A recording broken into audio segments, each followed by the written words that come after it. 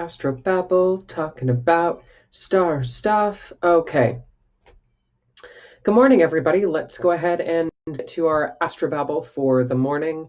My name is Sam, and I'll be walking through 8 charts this morning, like we've been doing every morning.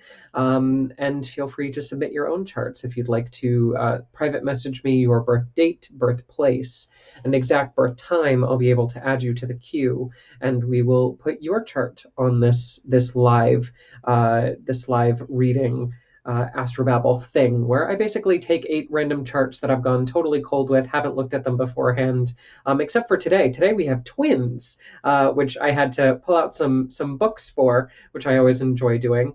My stack of books, which never seems to get any smaller.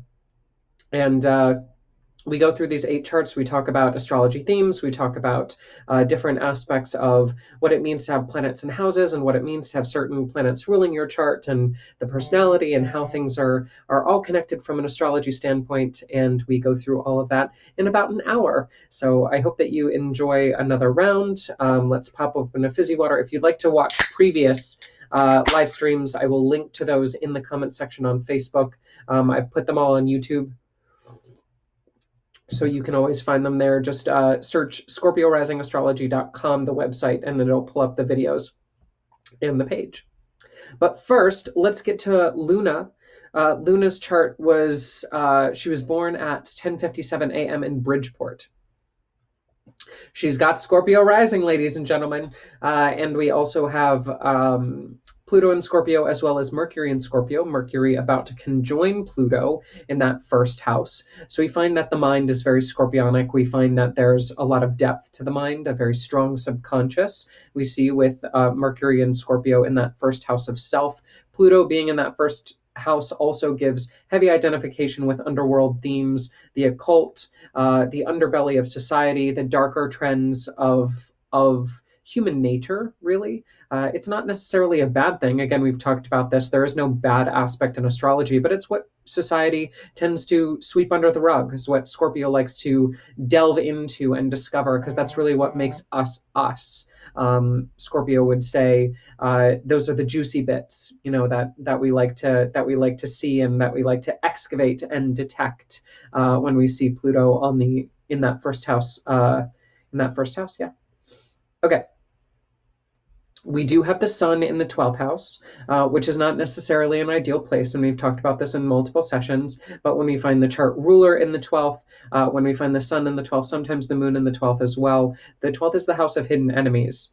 So when we find the sun here, it's that ego, it's that sense of self being hidden, or also you becoming your own worst enemy. So we need to make sure that Luna surrounds herself with people, places, things who are very supportive, very encouraging of her natural talents, especially when we have so much Scorpio in that first house.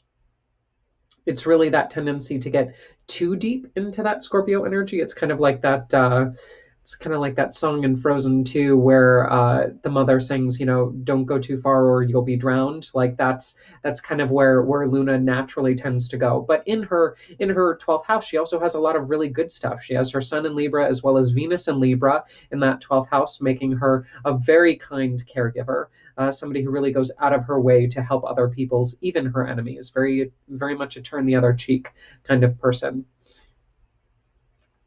And I think that really speaks towards her role in caregiving in general. There are so many placements that talk about that. It's ridiculous. So we have Jupiter and Aries in the 6th retrograde, which kind of makes you always the subordinate, never the commander, is a good way to think about it. And we actually want to help you reclaim that power in this lifetime with that North Node in Aries in the 6th as well. But that Jupiter is ruling the moon in Pisces in the 5th. So we find that caregiving, parenting, working in childcare specifically, or caring for other people's elderly parents, that's going to be something that you're uniquely qualified to do with all of your placements.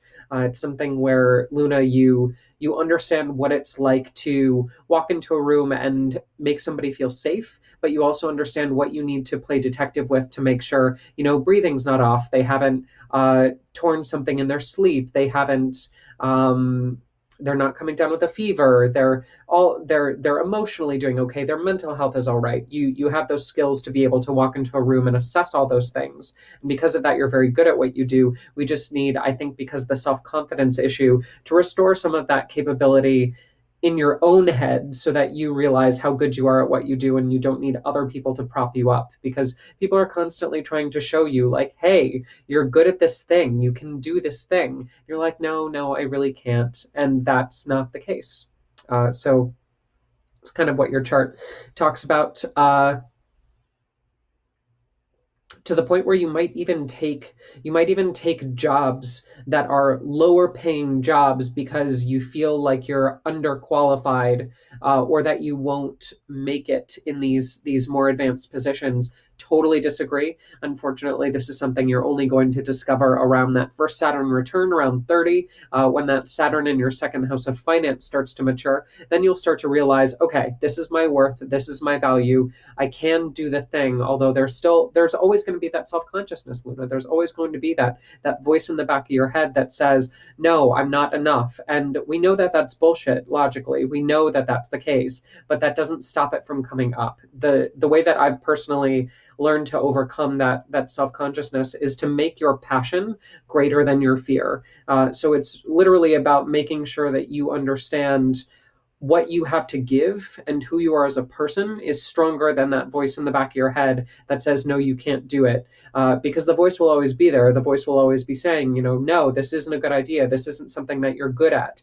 And you just have to do it anyway, because it is who you are and it is what you're good at. And even if that's a moment to moment, step by step decision, it's something that you're going to need to make and constantly reaffirm yourself that you are good at what you do.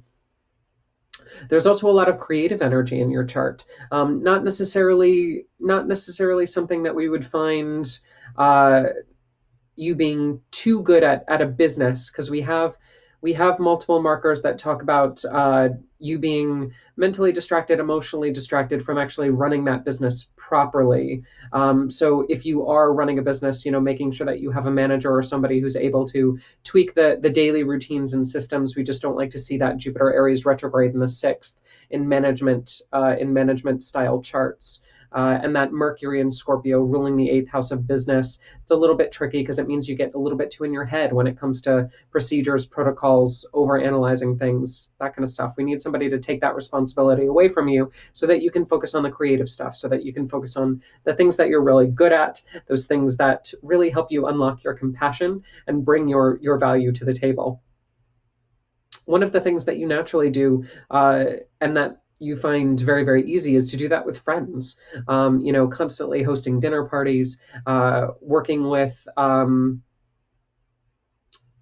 friends in large social groups in a volunteering aspect. You're naturally going out of your way to help other people, and make other people feel safe. We just need to turn some of that energy inward and remind yourself of how good you actually are, but also understand where your weaknesses are, because you do tend to get caught up in the caregiving aspect that does make you uniquely qualified to have blinders on, thinking, oh, I can do this. You can't do everything. And you shouldn't do everything. You're uniquely qualified to do these types of things based on your chart. And so if you follow that protocol and outsource the rest and give that responsibility to other people, then that voice in your head will be quelled, because you're like, you're right.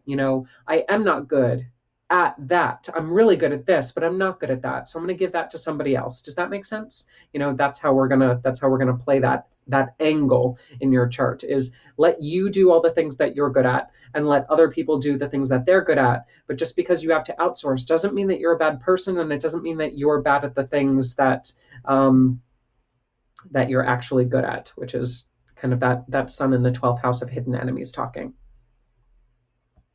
Cool. Good stuff.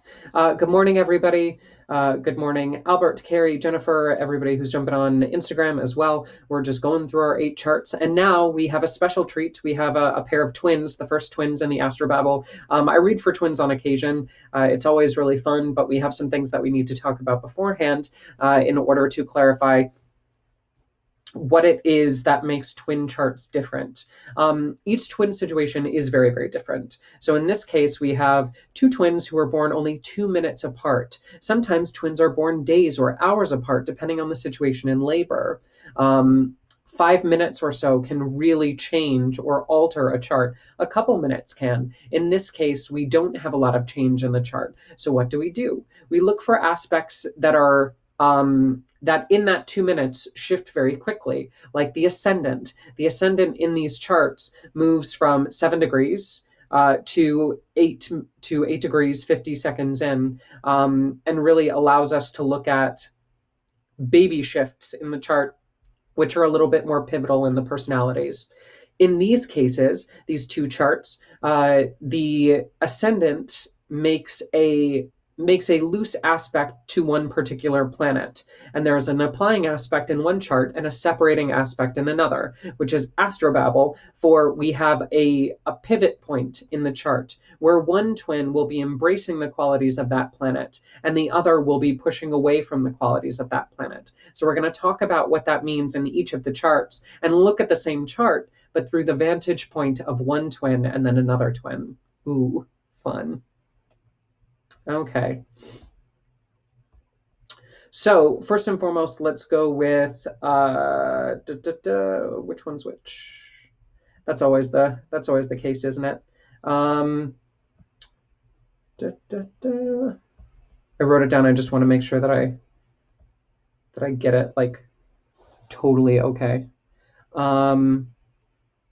Yeah, so we're gonna go Danielle 947 first. And I did. I totally had them backwards. So I'm glad that I checked on that, because it is very, very, very, very important to get that correct. So bear with me, technical difficulties as we change those times around. I had the different times associated with the different twins.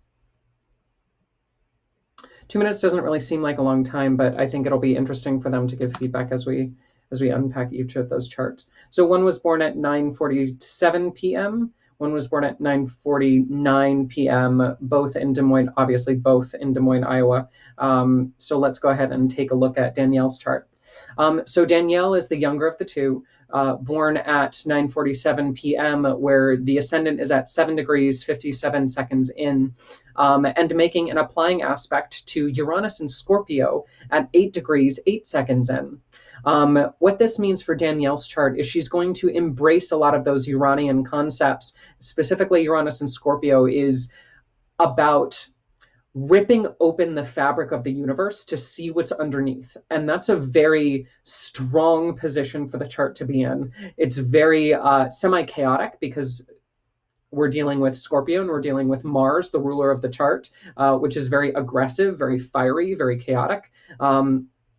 And we have that energy coming forward where Uranus and Scorpio really asks somebody to expose, to stir up the soot at the bottom of the glass, to really get to the crusty bits at the bottom of the pot and really get into and delve into and buck the system and embrace some of those Uranian Scorpio concepts. A little bit self-destructive, but not self-destructive in like a depressive way, self-destructive in a I wonder what would happen if I put my hand on that stove kind of way. It's that idea of Uranus and Scorpio learning by semi-danger, but also that thrill seeking is a good way to think about it. So we're activating all of the aggressive tendencies of that Mars ruling the ascendant in Aries, and we're allowing the chart to really unfold in that way, in a from that vantage point, from that Uranus Scorpio vantage point of applying into that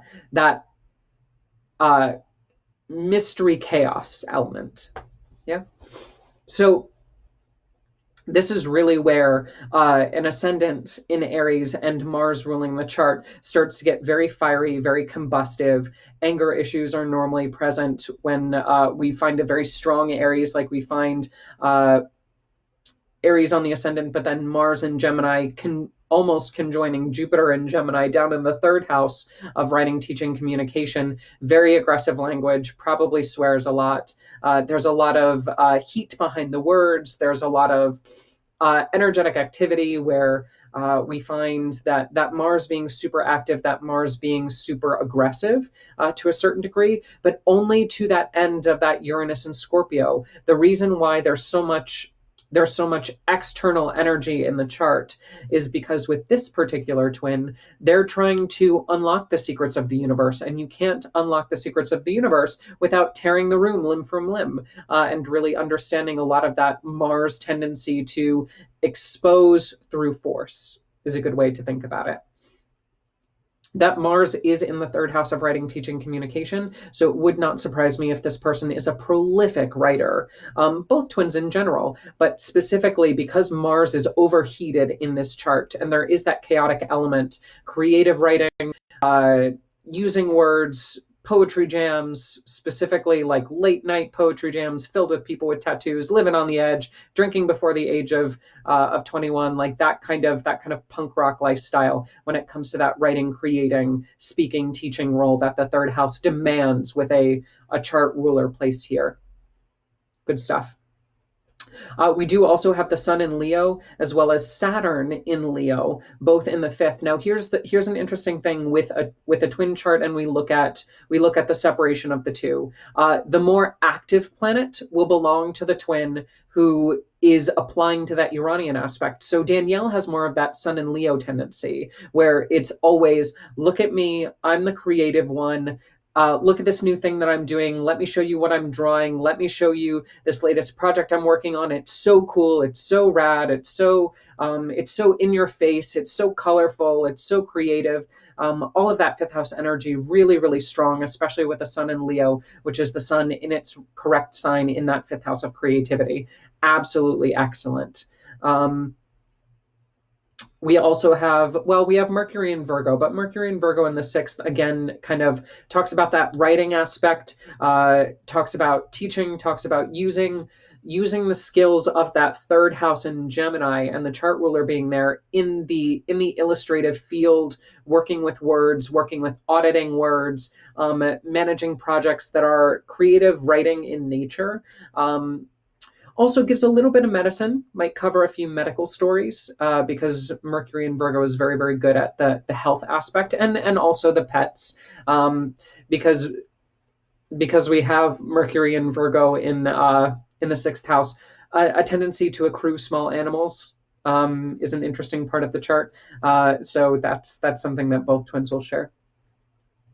We do have the moon in Libra, though, opposing the ascendant at 7 degrees, just a 3-degree separation for that opposition. So when we look at our first twin, that Uranus and Scorpio fueled twin, that hyper Mars twin, we're looking at that moon in Aries finding a lot of really intense opposition. The emotions tend to run out of control. The emotions tend to be, although Libra, a moon in Libra is very much about balance. Moon in Libra opposed the ascendant in that more fiery chart is going to give us a moon that feels like it's constantly like the teacups at Disney World. It's spinning out of balance. It's never fully tipping over, but it's always in this state of churning is a good way to say it. So that's kind of where we're looking at with that moon in Libra coming forward in Danielle's chart specifically. I do want to talk about the idea of the Venus in Cancer. So both charts have the Venus in Cancer at 17 degrees in the fourth house of family. This is a great family placement. It's something that means that the family was surrounded by a lot of love. There was a lot of really great nurturing and care in the home, and that's also something that will perpetuate in the chart. However, this is also a difference between twin charts. So in Danielle's chart, where Mars is a little bit more aggressive, where Scorpio is a little bit more infused, we also have Pluto in Libra in the seventh. So there is a toxicity that Danielle would feel in the home that would fuel and trigger and almost spark that gasoline Mars that rules the space. So getting out of the house, constantly sneaking out, that idea of, again, that punk rock mentality, really trying to expose and derail that Uranus and Scorpio energy in that family dynamic. although there's still that love, those tender moments where the family gets together, and that Venus in Cancer just really puts the arms around and squeezes into that big bear hug. Like, that's totally part of the picture. However, that Pluto in Libra is a little bit more active in this chart, and so we find this hidden sense of resentment or toxicity in the family dynamic that just makes Danielle kind of slightly cringe a little bit. Let's see, what else do we see?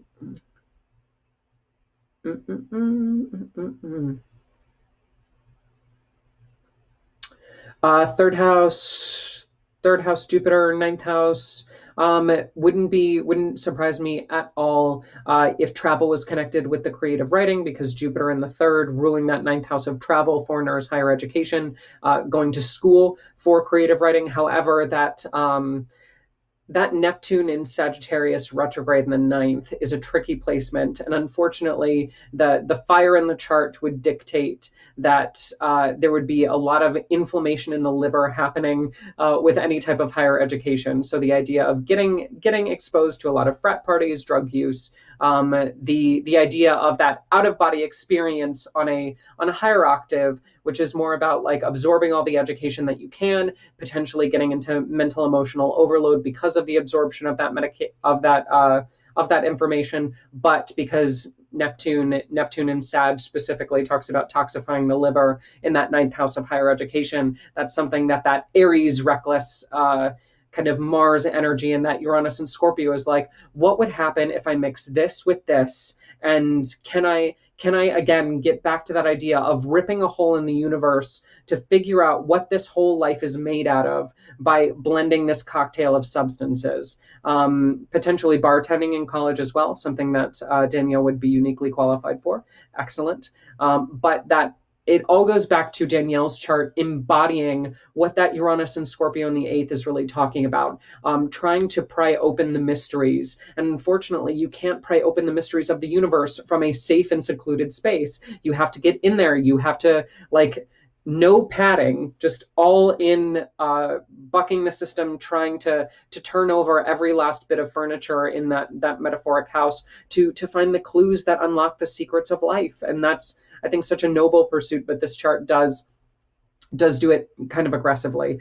So we need to be aware that cooling Danielle down is probably the priority. And I think the other twin is going to be a perfect blend of why that needs to happen, but also the exact opposite. So let's go ahead and look at the second twins chart, which is Nicole. And Nicole has that 8 degree 50 seconds into the Aries ascendant, which means that the ascendant is separating from that Uranus and Scorpio aspect. So all of that need to uncover the secrets of the universe, not as present in Nicole's chart. She's kind of over it, is a good way to think about it. And so we find the Mars to be a little bit more subdued in the chart. Still, Aries ruled chart, Mars in the third house, lots of creative energy. A lot of those placements still ring true. However, the heat on that Mars, the heat on that Uranus is toned down dramatically. And because of that, there are watery aspects of the chart that we get to unlock. There's a little bit more subtlety. There's a little bit more rest. There's a little bit more ease. But that can also turn into complacency as well. And that's one of the things that an Aries ruled chart is really fascinating with, depending on the level of heat in the chart. If we find too much heat, it's prone to aggression and spontaneous combustion. If we find not enough heat, that Aries can actually start to be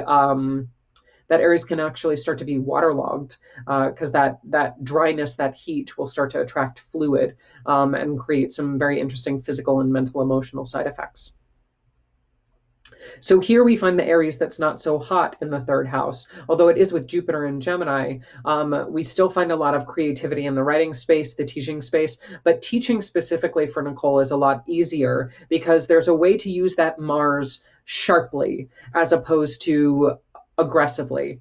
So a good way to think about these two twins is, one is the person who fishes with by throwing the bomb into the water, The other is the one who makes their own lures and studies how to cast on YouTube and does everything by the book and very precise. And Nicole is that expression of the Mars in Gemini that is very technique oriented, that is very specific about what she would prefer to have done at any given time. And because of that, the teaching role is a little bit easier for Nicole to step in and correct and adjust and allow people to explore their creativity, but in a very focused Mars and Aries way. Yes. Then we have that Venus in Cancer placement, and that Venus in Cancer placement in Nicole's chart is much stronger. There's also the Moon in Libra, ruled by that Venus. They're trading signs. There's a lot more watery energy to Nicole's chart that's allowed to flow. The emotions are softer. They're spinning slower. They're a little bit more balanced. The family is a little bit more about recharging in Nicole's chart. It's about coming home to rest, coming home to nest. And that Moon in Libra really allows the water and air to merge in the chart, versus in the previous chart with the previous twin, we find that everything was at a boil. And because everything was at a boil, that Moon and that Venus really didn't get a chance to coalesce, is a good way to talk about it, which in Nicole's chart they do. But that also puts a level of importance on the home that tends to stagnate. It tends to make the home an easy place, a lovely place, a beautiful place, a safe space, but also, the tendency to just crash and not do anything on the couch for days on end is kind of part of that Venus in Cancer energy, Moon in Libra energy, where if all your needs are met, then you really don't need to do anything. And unfortunately, that Uranus and Scorpio and that Mars that's a little bit too hot in the previous chart was kind of stopping that from happening. But if we succumb to that energy in this chart, then we find Saturn starting to get activated in the fifth house. And Saturn, as opposed to the sun being active in that fifth house of creativity, starts to stifle creativity and starts to slow things down. It starts to make things a little bit too rigid, a little bit too hard. It's not perfect, so I just won't do it. Yeah. Versus the previous chart, the fire was so strong that it's just like, do it now, ask forgiveness, never, and don't ask questions. Whereas Saturn being active in the fifth house, because everything is toned down temperature-wise, really starts to freeze, to solidify, to create stagnation in the fifth, to add a level of groundedness, yes, but also a nitpicky roadblock tendency, where it's not necessarily that there is a creative writing block, it's just that you're not doing the work. And we find that there's a lot of the expressive tendencies that have been toned down, and because you're just not feeling it, you're not putting your hands on the paper, the words aren't coming out. But if we were to activate some of those fiery placements and just get you to do, go, go, go, then we would break through some of that stagnation, which the previous chart did really, really well. Unfortunately, there are side effects to both. And this side of that twin equation definitely has that more subdued energy, which is prone to stagnate and clot, which we would need to break up, versus the previous chart, we had too much excitement, which needs to be toned down. And that's just life. Life is a series of opposites that we're trying to balance and manage. That sixth house Virgo Mercury is really interesting in this chart, because it starts to unfurl all of its Virgo-ness. So especially in a work environment, again, everything has to be mise en place with Nicole's chart. When it comes to the work environment, there has to be some very, very serious precautions taken when it comes to rules, following things by the book, making sure that everything is in its exact place before anything is submitted. And that Virgo energy really starts to become very strict and restrictive, piggybacking on that Saturn, piggybacking on that Mars and Libra. There's a lot of that heaviness, that denseness, that narrowness that starts to express itself in Nicole's chart, versus the fire that kept everything boiling in the previous chart actually prevented all of that solidification, which again, not necessarily good or bad, but it's just the idea that the charts are very different when you look at them from a applying Uranus aspect, trying to expose, versus a separating Uranus aspect. I've already looked in the thing, didn't really like what I saw, but I saw it, so I'm just going to close it and leave it over there. It's not that drive to rip open those holes in the universe. Instead, it's kind of a knowing of like, yeah, I've been there, done that, bought the t-shirt, so I don't need to do that. I don't feel a need to go out and do the thing like the other twin. Instead, it's more about enjoying, but enjoying things in a very focused way, which other people might not interpret as enjoying, but it's how you enjoy, so you just got to roll with it. Yeah. So that's how we would interpret a twin chart. Very, very cool. Yes, and thank you, everybody. Yes. Okay, so I might have switched the charts again. Twins, goodness gracious. Yeah, so I might have switched those around. So forgive me, Nicole and Danielle, for messing that up if I did. But you get the gist about how the two charts are very different.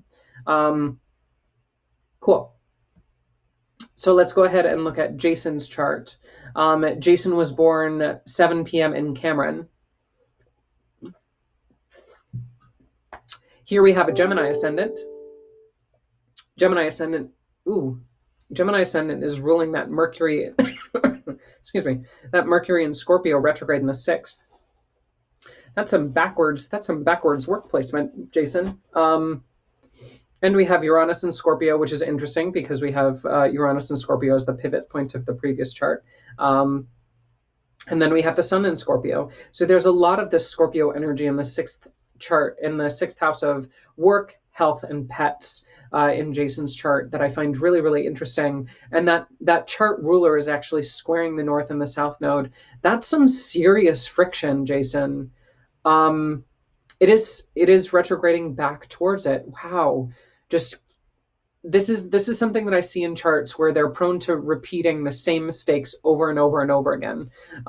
But it's an interesting blend because Mercury in Scorpio is like the energy of that scientist that's constantly repeating the same experiment, trying to get a different result, like the Higgs boson particle, like just smashing things together over and over and over because they believe so strongly that this is the key to everything. Kind of conspiracy theory-esque.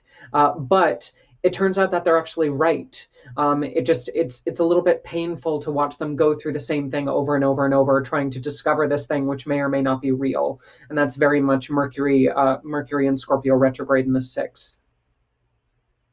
We do have the Sun, the planet of ego, in the 6th house as well. So an over-identification with work. What Jason does for a living is going to shape his self-esteem, shape his idea of who he is, and really help him come to terms with his own unique personality state. Oh, we do have the Moon in Cancer in the 2nd house of finance. That's a glorious placement. Again, lots of water in the chart, lots of water and earth in the chart. Really interesting stuff. That Moon in Cancer really puts the emotions at the forefront, really adds to the water energy of that Mercury in Scorpio retrograde in the 6th. Puts a lot of feels in Jason. Heart of gold, somebody who's always trying to take care of others, but specifically financially, because the Moon is in its own sign and it's in the house of finance. We find that emotionally, finance is very important to Jason. And in fact, the state of his bank account will affect his emotions. So that's something that I coach clients a lot when we find the Moon connected in any way, shape, or form to the 2nd house, is Jason needs to be aware that when the bank balance is low, the emotions will also be low. When the bank balance is high, the emotions will also be high, and vice versa. So understanding how the financial situation ties into potential anxiety levels, the ability to sleep, all of that stuff, the stomach specifically, because Cancer rules the stomach, like knots in the stomach when finances start to get a little bit crazy. That's part of Jason's makeup, and that's part of Jason's chart. Okay. What else do we have? We have a lot of connections with the 4th and the 5th house. That 4th house of family, that 5th house of children, parenting, sexuality, creativity.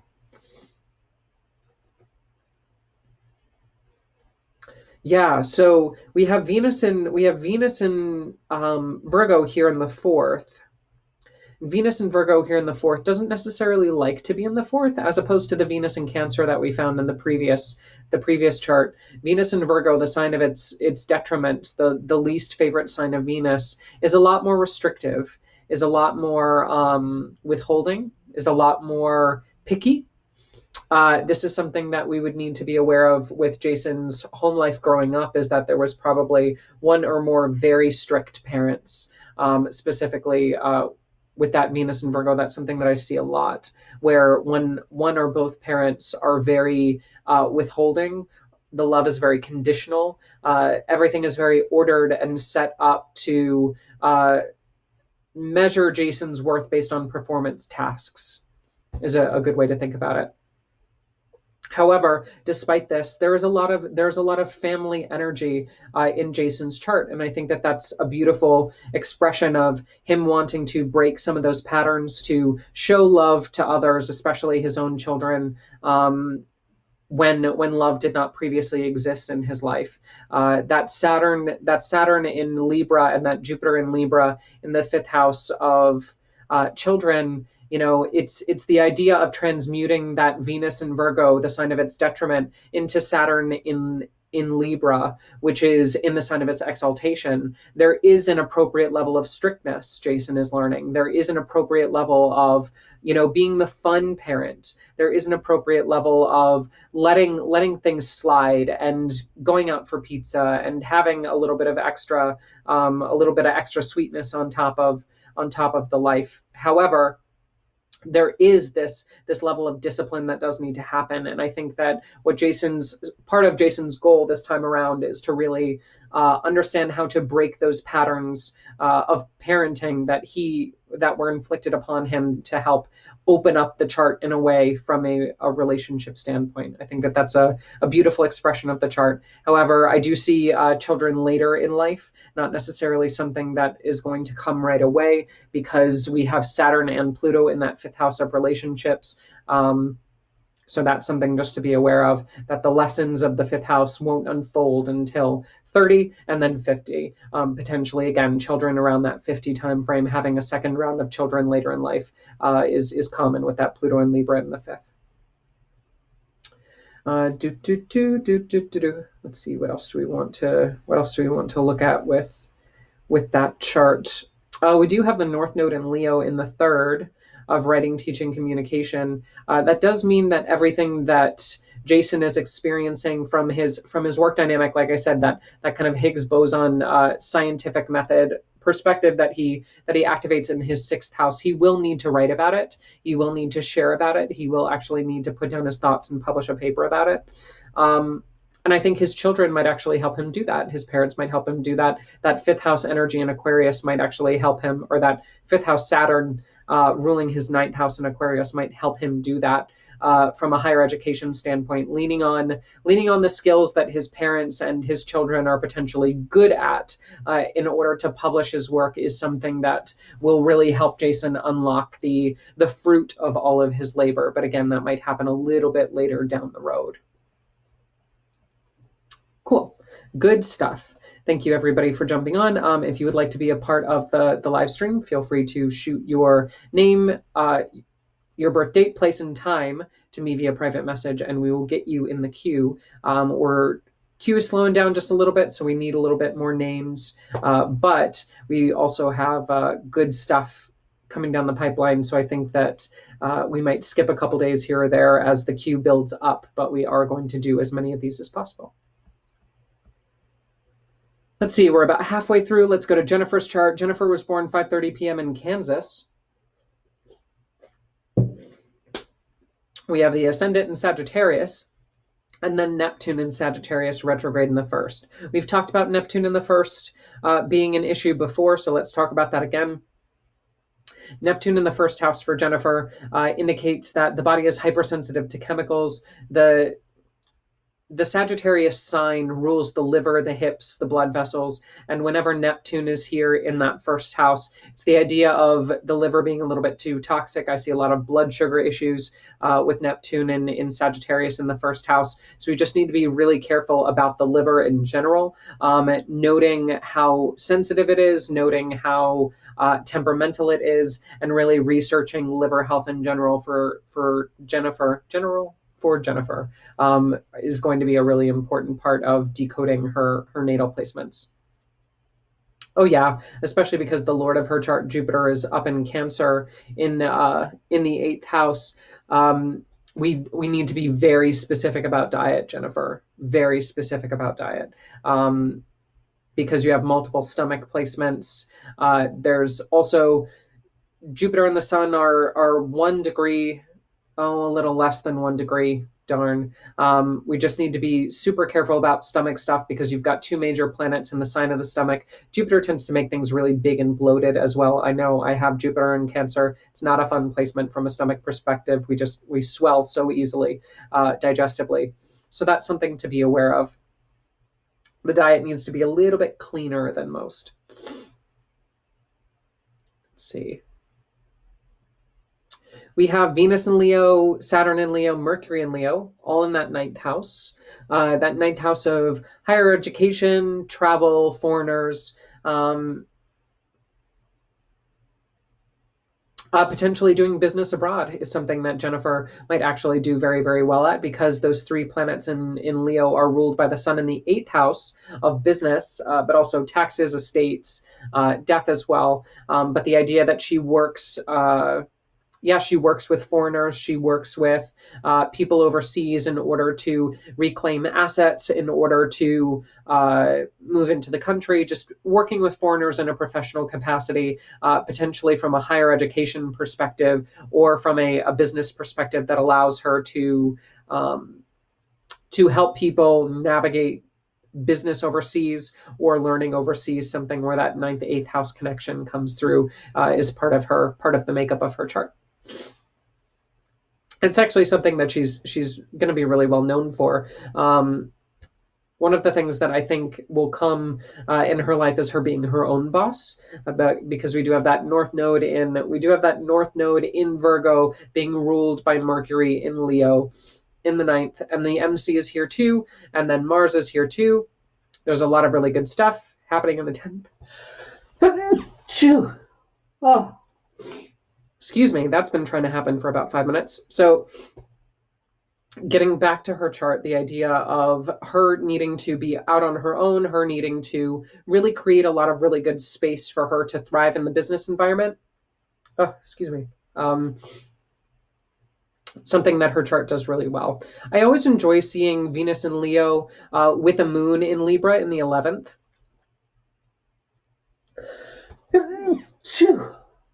Excuse me, got the sneezels today. So we've got that Venus in Leo, very dramatic Venus, very colorful Venus, very peacocky Venus is a good way to think about it. But it's ruling that moon in Libra in the 11th house. The 11th house is the house of friendships. It's the house of social connection, humanitarian efforts, but also just like one's tribe. And I think that one of the things that's really, really good about Jennifer is that she has this natural sense of friendliness. She has this natural sense of just being good with people, not necessarily good with people in terms of forming, excuse me,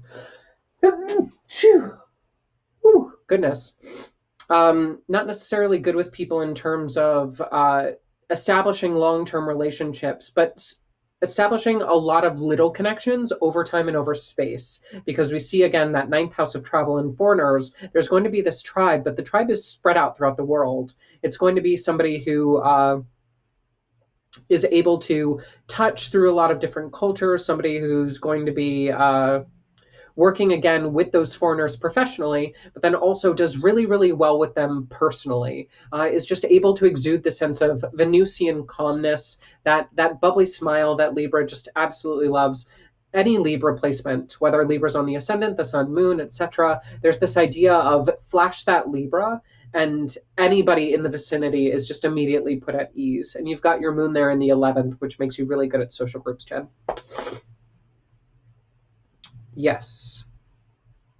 What else?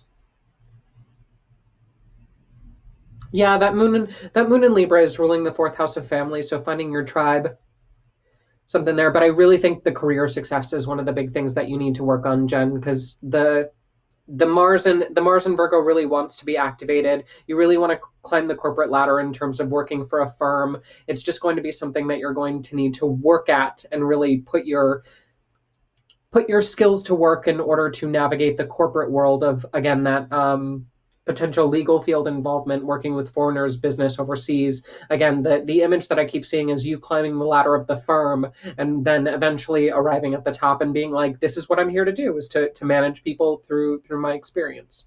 So good stuff. I know I'm sneezing terribly. Thank you everybody for continuing to watch despite my sneezing fit. Okay, let's look at Tyler. Oh, Tyler, we're gonna be fast friends. We've got that Scorpio ascendant. That a Scorpio ascendant is at 18 degrees, and then we have Pluto in Scorpio in the first house of self.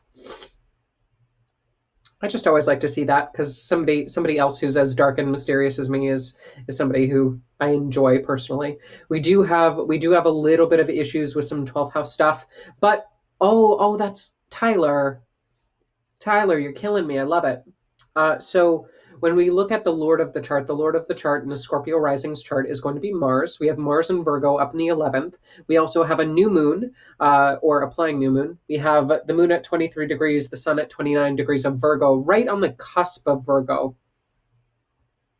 I always like to see Scorpio with a lot of Virgo in the chart. It helps to mitigate a lot of the emotions, especially when we have a tempered Mars, like a Mars in Virgo. That Martian energy, which tends to be a little bit too aggressive, a little bit too overheated, a little bit too fiery, a little bit too damaging, is withheld with Virgo. So that Mars tends to be easier to deal with. It tends to be less aggressive. It tends to be more focused because Virgo is all about putting things in their proper place and redistributing energy for the highest good. So that Mars and Virgo ruling the chart up in the 11th is really about doing good for other people, working on a community farm, working with plots of land where people, again, come together and really help to work the lands together. That's a really great that would be a really great expression of Tyler's chart, especially because we have the sun and the moon up in Virgo. I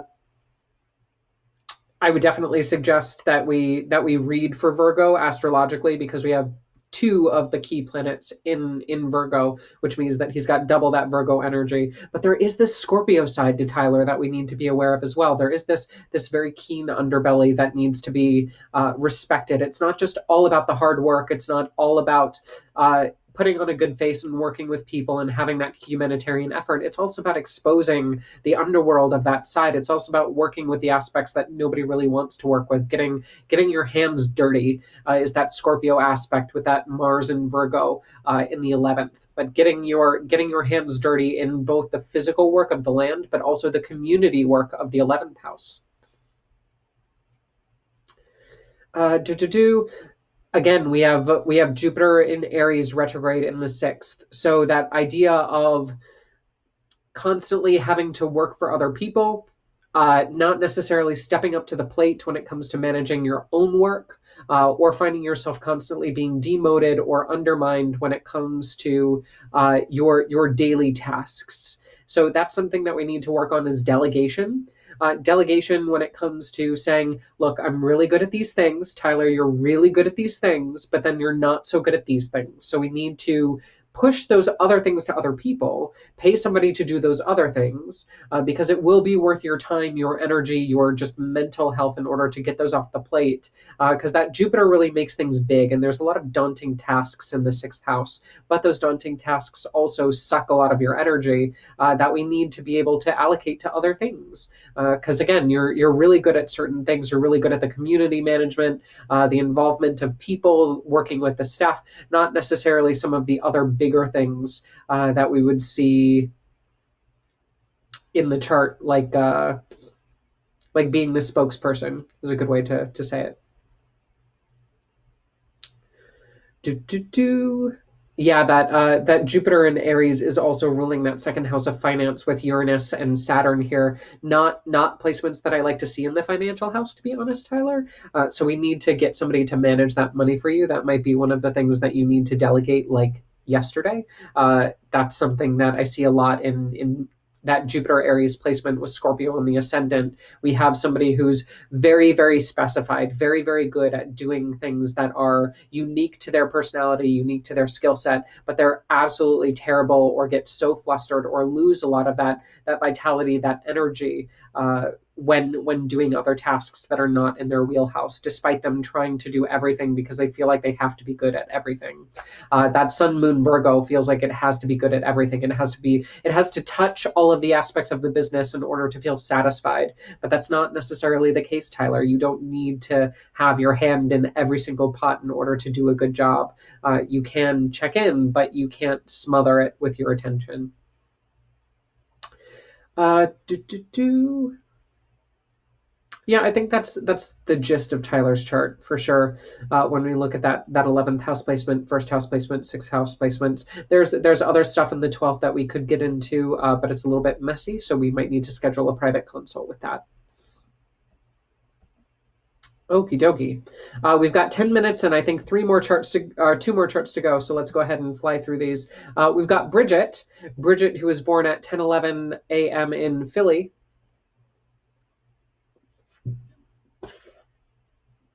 We've got Venus and Aquarius in the first house of self.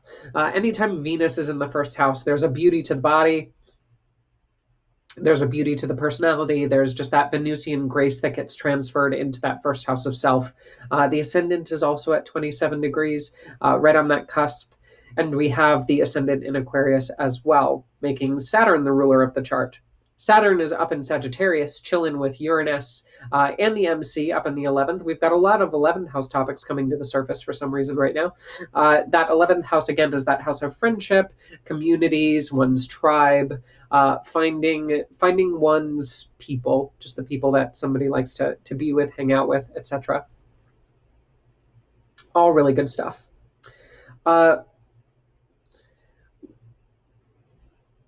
Ooh.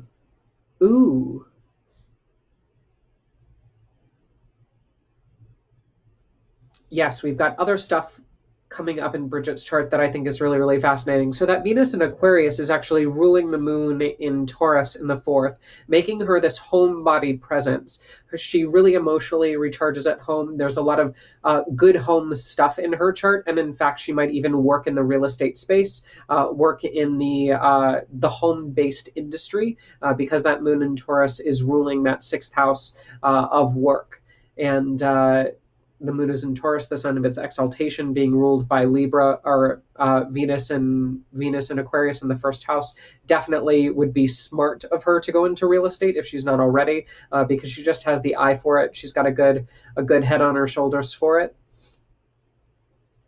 She's also got the super strong teaching presence, and in fact, she'll be known for teaching, writing, communicating. That's what her chart dictates, with that Jupiter in Aries in the 3rd house of writing, teaching, communication, ruling both her 2nd house of finance, and that Mars in Scorpio up in the 10th, ruling that Jupiter in Aries. So we've got some good chemistry with the 2nd, 3rd, and 10th houses, where if she actually gets really good at what she does in the home space, then she'll be able to step on that platform, tell people about her experiences, tell people specifically about her bad experiences with that Pluto and Scorpio, Mars and Scorpio.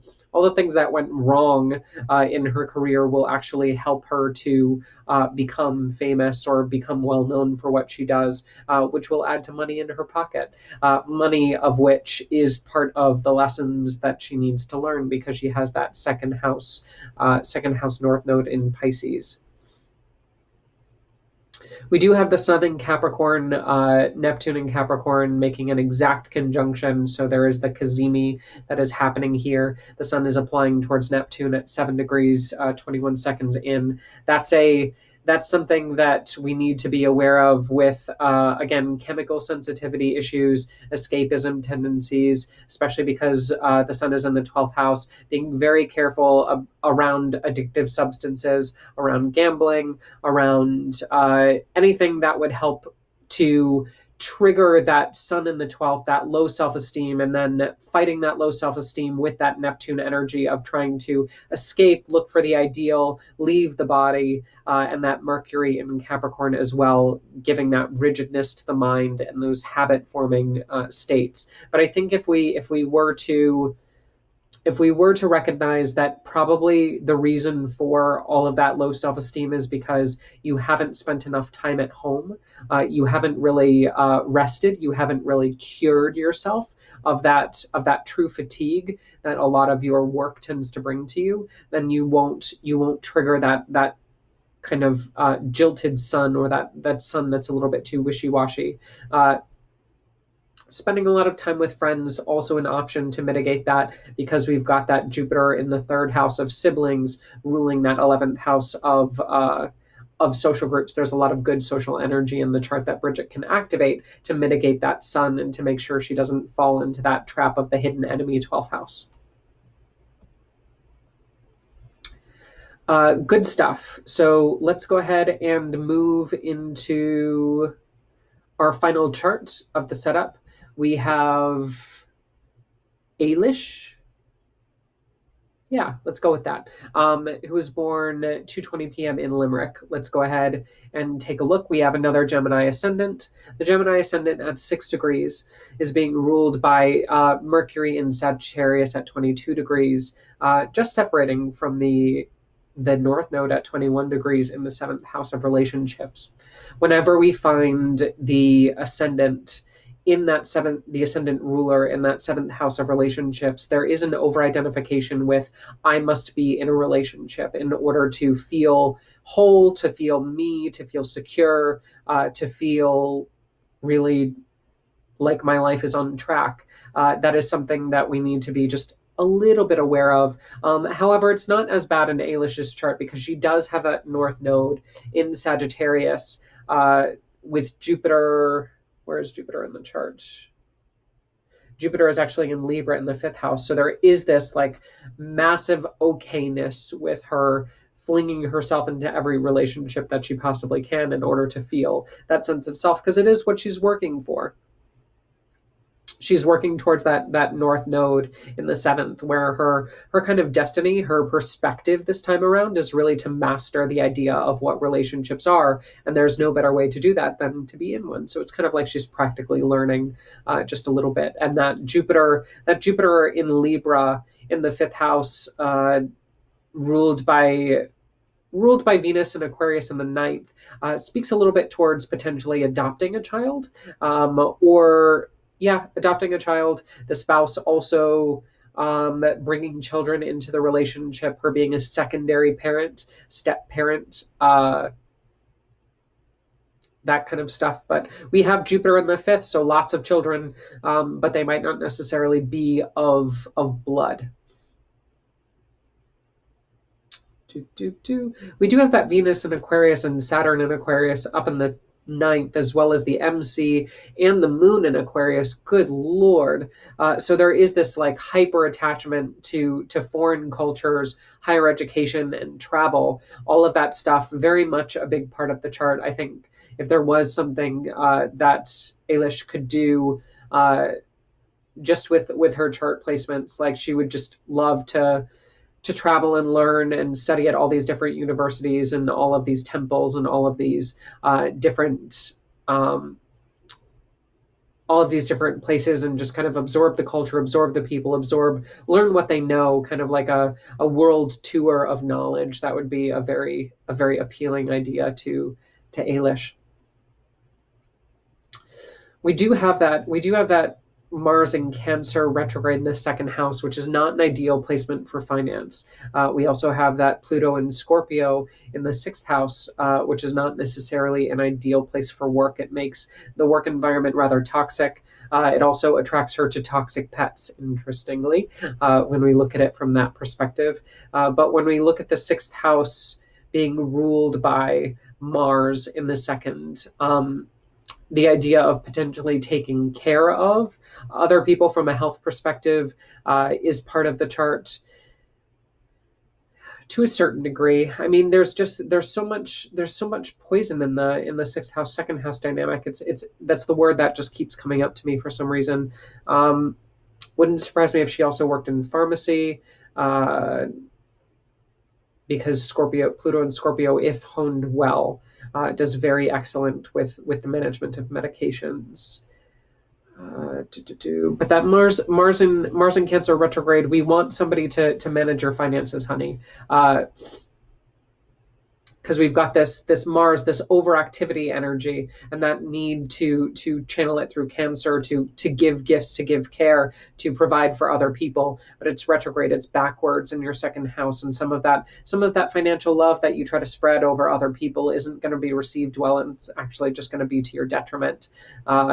Working for others, in that sense, like your paycheck immediately going to other people instead of yourself is a possibility. We just need to make sure that that's maintained maybe by other people. And I think that that's where your sun in Capricorn and Neptune and Uranus in Capricorn placements in the 8th come in, is it helps you to understand, like, yes, there is an idea of being in business means, and this is a really great chart to kind of wrap up with, because Eilish has that known tendency of, I know that I'm not good at certain things. I know that I need to outsource these things. I know that business is tough. I know that there is a price to pay for all of this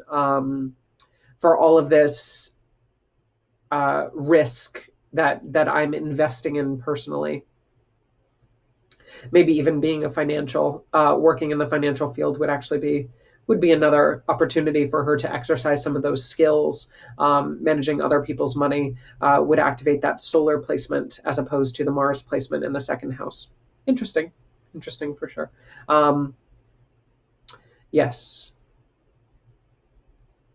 Yeah, again, that Mars and Cancer in the second house of finance ruling that 11th house, the idea of spending money too much on friends, definitely part of the chart.